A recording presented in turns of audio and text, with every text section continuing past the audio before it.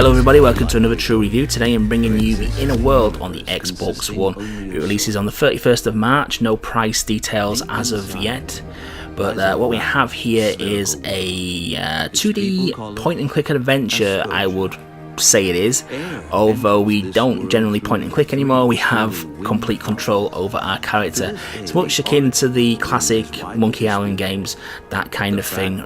The Inner World is... I just don't know where to start with this one, actually. There's so many places I want to begin this review.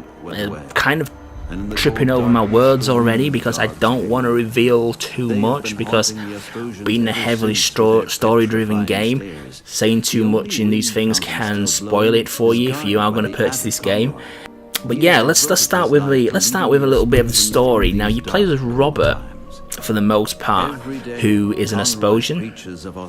He lives with Conroy, a wind monk who is the saviour of the land. He lives in the tower with Conroy, and he's kind of like his servant, but Conroy's taking him under his wing as his son. Robert looks up to Conroy as his father figure, and Robert's vision of the world is one that has been spoon-fed him by Conroy.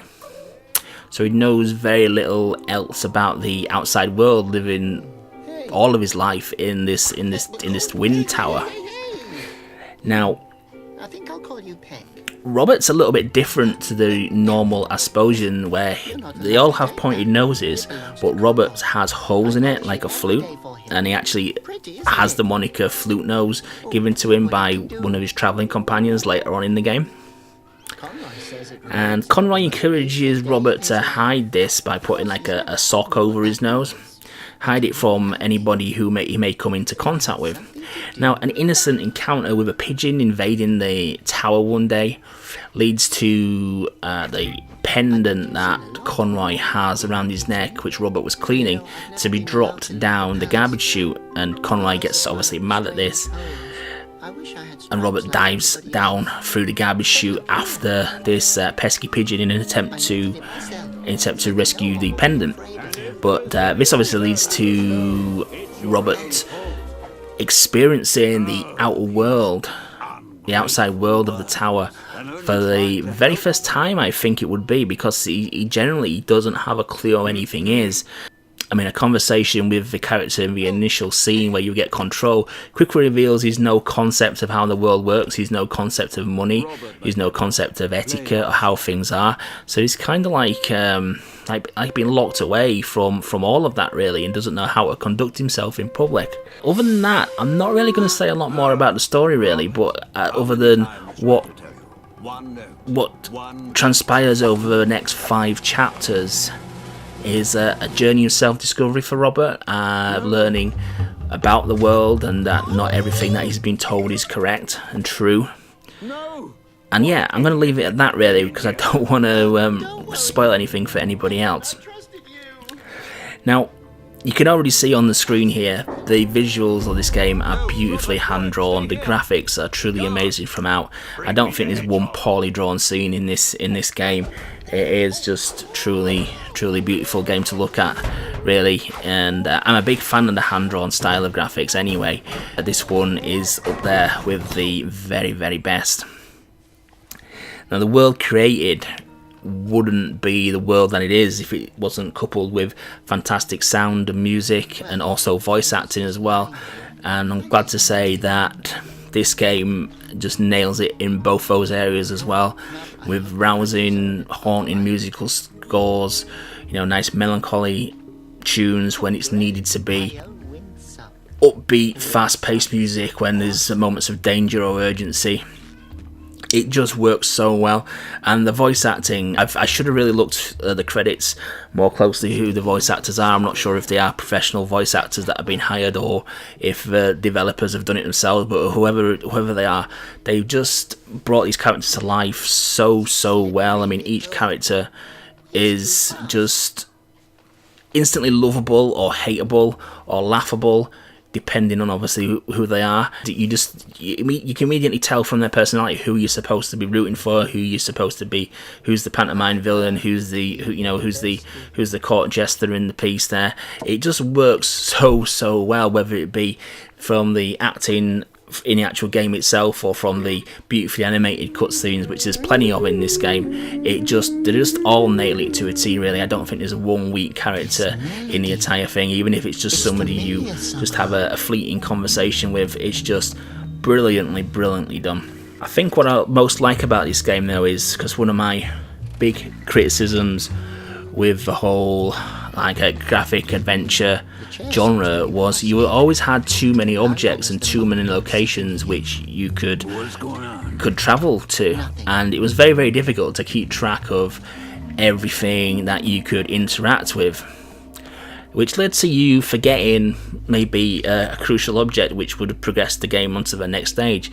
But how Inner World negates this is each of the 5 chapters is tightly knit. It's usually spread over a very small handful of locations, and that makes it work really well. I mean, just thinking off the top of my head, how many locations does the first chapter have? Let me think. I think it has 1, 2, 3, 4, 5. I think it has 5 locations, 6 locations, sorry. I think it's 6 locations in total. Now that might not seem an awful lot, and it's not, but what that allows it to do is it allows you to know where the things are you can interact with. You know where the stationary objects are, you know who everybody is, you're not forgetting anything. Because I remember times on like Monkey Island, you could completely forget there was something you were supposed to interact with. It could have been glaringly obvious, but you just simply forgot it was there because it was like 15 screens and 2 islands backwards. It was just absolutely crazy. But because this is so tightly knit and confined, it works really well. And if you do get stuck, there's a built in-game hint system as well, which starts off giving you vague hints, and if you're still stuck, you can ask it for more and more info till it basically tells you what you got to do. And that's fantastic for players of all abilities because it stops you from getting stuck really and getting bogged down. There's nothing worse than these games where you start throwing random object A with random object B, because that's when these games fall to pieces. But pleasantly to say, I can't think of a puzzle which didn't actually make sense. Yes, I got stuck, of course I got stuck, and I did rely on the hint system a few times as well, but then when it gave you a clue, I generally figured it out and thought, oh yeah, that makes sense. There was none of this random like combining 2 objects together which you would never think of in a million years just because the game says that's the way you're going to progress. It all seems to make sense. And that's another strong aspect of the game design there, and credit to the game developers, because there's nothing worse than an adventure game where logic is out the window. I've played a ton of those in the past on the Amiga and PC before, where things just don't make any sense, and they're just not really fun really, because they're just relying on, you're making people rely on guides or just randomly throw things together, and that's not fun. Throwing random things together for the best part of 10 minutes hoping something's going to work. So I can't speak highly of this game enough, to be honest with you. I mean, I already love the genre itself, so that's obviously a big plus point. I think the combination of the hand-drawn graphics, the original musical score, the fantastic voice acting, puzzles that are clearly based in logic and spread over a tightly defined set of locations just help the game flow so well there. But yeah, it's just brilliant. The only thing I could slightly put a niggle on it is sometimes to control the object interface is a little bit tricky on a pad. Sometimes I was cancelling combinations of objects by accident, or sometimes accidentally looked at something when I was meant to combine it, and vice versa.